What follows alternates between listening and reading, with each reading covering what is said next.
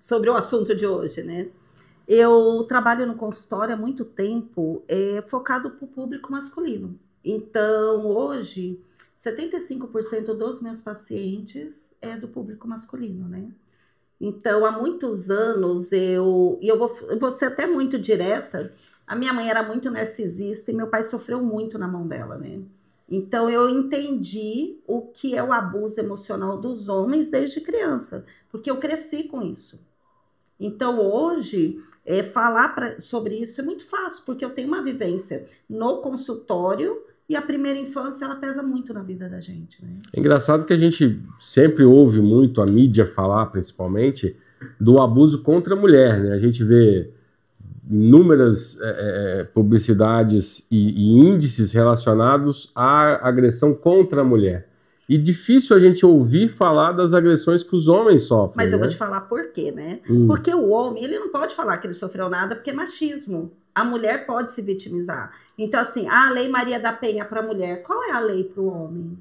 Então, assim, a lei não é para uma igualdade, concorda? Sem e dúvida. O homem, ele cresceu numa sociedade machista.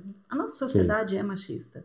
Então, ele, desde o pai, ele tem que provar a masculinidade dele. Então, se ele tem 15, 16 anos, ele não transou, existe uma pressão emocional. Então, essa pressão começa desde muito cedo. Só que existe um tabu da sociedade que a vítima é sempre a mulher. Então, não se pode falar sobre isso. E você está escrevendo e já lançou, acho que por e-book, um livro que fala Homens Também Sofrem Abusos. E olha, muito. Como é que surgiu essa ideia de colocar toda essa informação no livro? Já tinha esse desejo? Não, assim, esse livro aconteceu meio por acaso de eu começar a escrever relatos de paciente, né? Então, eu acabei unindo e as histórias ali com nomes, né, diferentes são todas verídicas do livro. Então, assim, ele está em um audiobook e ele fala que os homens sofrem abusos, né, que ele tem dependência emocional, fala muito de como o homem vai para o fundo do poço com relacionamentos. Porque ninguém fala isso, a mulher é vítima, a mulher ela tá acima de tudo no sofrimento e só ela sofre. Só que existe, estatisticamente, algo que é assustador, alienação parental. Quando o homem se separa, os filhos viram moeda de troca em favor da mulher. Então, 95% das mulheres que se separam praticam alienação parental. Só que quando se fala em alienação, se fala em pensão alimentícia, que uma coisa não tem nada a ver com a outra. Então, a sociedade vinculou isso daí e a mulher continua sendo vítima praticando alienação.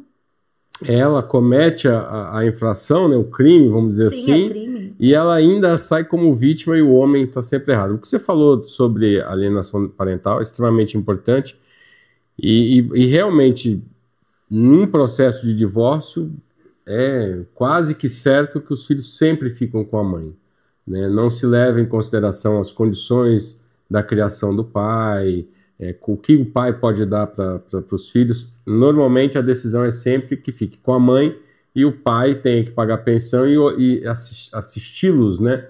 Vê-los com uma data já pré-agendada. E né? muitos não podem participar nem da criação, até pelo judiciário, tá? A guarda unilateral, ela é muito desfavorável ao homem. Porque ele não tem participação na escola, ele não tem participação na vida social da criança, ele não tem participação de como ela está dentro de casa, alimentação, horário, tudo. E o que a mulher faz? Ela provoca, ela usa o filho para atingir o homem. Porque, assim, historicamente, a mulher ela tem uma histeria no pós-separação. E se o homem arrumou uma namorada, esquece, né? A vida dele vira um inferno. Só que, assim, eu posso falar isso porque eu sou mulher. Mas se você começar a falar isso, você acabou a sua vida. Você concorda? Sim, sem dúvida. Então, olha só, até para levantar uma bandeira do homem, tem que ser uma mulher. Olha que situação. Olha, esse tema é realmente extremamente polêmico e você está falando, eu estou enxergando assim, um público muito grande que passa por isso todos os dias. Não, mas é uma vivência que o homem sofre calado.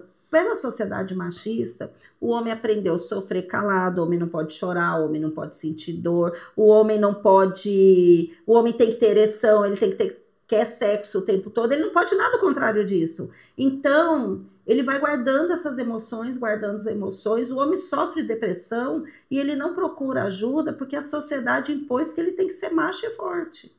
Inclusive, eu tenho algumas psicólogas que são minhas amigas, e elas falam que realmente é um tabu o homem começar a se abrir dentro de uma terapia, porque ele acha que isso não é coisa de homem, isso não é para mim. Mas é a sociedade, né?